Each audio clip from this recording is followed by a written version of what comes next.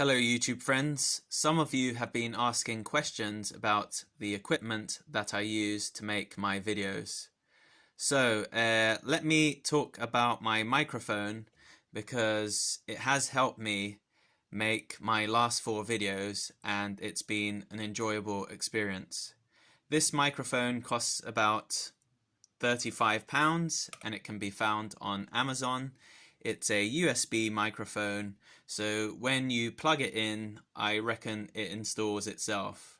I think that's what happened in my case.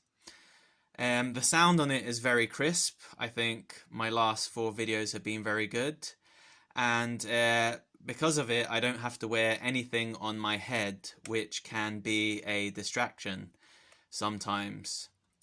So, if you're interested in a good microphone that's quite cheap and affordable, I would recommend this. It's made by Yan Mei. I think I've pronounced the name correctly. And there's a link to this microphone below this video. If you make a purchase using my link, I will earn a commission, and obviously your support counts very much. Anyway, I'm going to be making more videos about the equipment that I use, so stay tuned. But I hope you've liked this recommendation. I'll talk to you soon.